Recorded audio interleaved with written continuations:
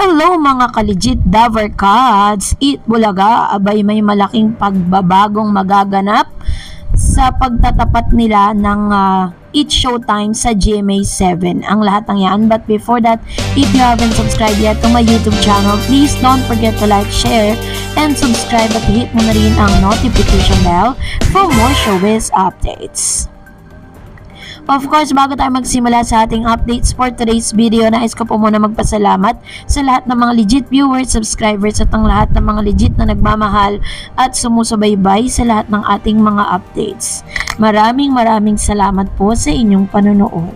And for today's video, bago tayo dumako sa ating pong topic for today, is kung hindi nyo pa po napapanood sa celebrity updates kung saan meron pong isang legit Daver Cats na ino-ofera ng GMA7 para ipantapat dito po sa Eat Bulaga at TVJ. So dati po siyang parte ng Eat Bulaga at sinasabi nga ng ilan na hinahanda na raw di umano ng GMA7 ng ilan sa mga talents po nila na isasabak sa Eat Showtime. Kasi yun po yung kasama sa agreement na nung pinuha po ng GMA7 ang Eat Showtime sa noontime program, noontime slot.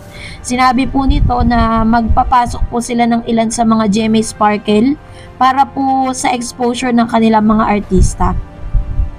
And aside from that, eto na nga, dahil super happy ang isang Raisa May Dizon dahil po sa isang napakagandang news, dahil yung pinakaantay po natin na makita natin itong si Mr. Andres Mulak, finally mapapanood na natin siya sa Eat Bulaga. At ito po ay may confirmation coming from the executives and TVJ production with regard sa guesting na mangyayari kay Mr. Andres Mulak. Yan po yung aabangan natin kasi talagang super exciting at excited na rin ang lahat ng mga legit Daver Cats na ito, no? Pero ano nga ba ang magiging desisyon ni Mr. Andres Mulak? Sasabak na nga ba siya? Tuloy-tuloy na ba ang pag-host niya bilang Daver Cats dito po sa nasabing show? Yun po yung aabangan po natin. At ngayong araw, ito na, dahil sobrang pressure, isa sa mga nafe-feel ngayon ng isang vice ganda matapos tanggapin ang offer ng GMA7 na sila po ay mapanood sa GMA Network, ang kanila pong pinaka main channel or main channel na meron po ang GMA Network, at mapapanood din ang Eat Showtime sa subsidiary na channel po ng GMA Network, ang GTV. So ibig sabihin, mas marami pong mga platform at maraming network na pwedeng mapanood ang Eat Showtime. Ganon din naman ang Eat Bulaga. Pero kahapon sa speech nga nitong si Attorney Felipe Gozon, kasama niya po si Mr. Duwabit, na talagang makikita mo yung pressure at sabi niya he was expecting a high numbers of rating na maipoproduce di umano ng Eat Showtime. Pero dahil doon sa sinabi nga nitong si executive, talagang sobrang na pressure ang isang vice ganda.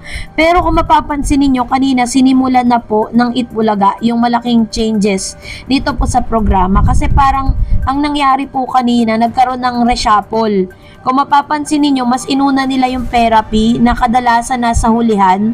At ito po yung mga segment na reshuffle, and isa rin sa mga inaabangan ng lahat na magkakaroon ng mga panibagong segment dito po sa nasabing Bulaga, dahil nailalabas po nila, ipantatapat nila. Parang kanina habang nanonood po tayo ng Eat Bulaga, pagkatapos ng therapy, and then after nun yung Gimme 5 na kung saan nandun nga yung AI family. And of course, mas kumbaga parang i-upgrade po nila yung bawat segment na meron sila, no? Kasi yun naman po talaga yung pinaka-highlights eh. At kung i-compare natin ang Eat Bulaga at ang Eat Showtime, parehas po silang nasa noontime slot, pero magkaiba sila ng atake. Kasi ang Eat Bulaga kasi more on giving their prizes eh. Talagang ang talagang strategiya nila sa entertainment is giving prizes, no, sa mga legit Daver Cats, while Eat Showtime, it is more on 100% entertainment talaga. Kasi si Vice Ganda, nasa entertainment industry siya eh, diba? Nakilala siya sa mga gay bar, sa mga comedy bar, yun talaga yung pinaka-forte niya. Kaya naman inaasahan din natin na yun talaga, magkaiba sila ng identity pero pares silang nasa noon time slot. So, nasa sa inyo na lang talaga kung sino yung gusto nyong mapanood at tangkilikin.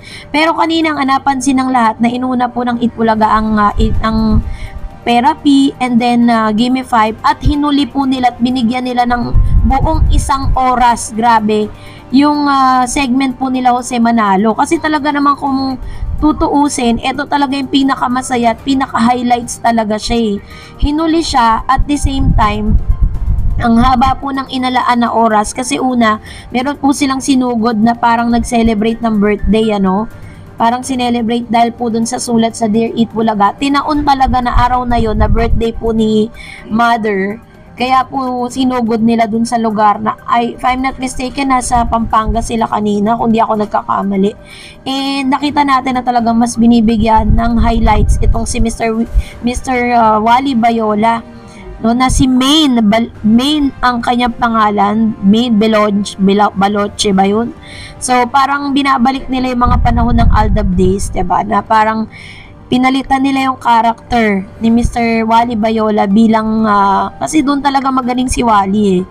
Pagdating sa pag-i-impersonate at pagiging tinatranspose siya or parang pinapalitan yung kanyang karakter bilang isang girl na kinatutuwaan ng marami. Talagang kumbaga, mas maglalaan sila ng mas maraming oras dito po sa Sugod Bahay Mga Kapatid segment na isa sa mga talagang pinaabangan, no? Kasi nawala na yung G sa Gedli eh.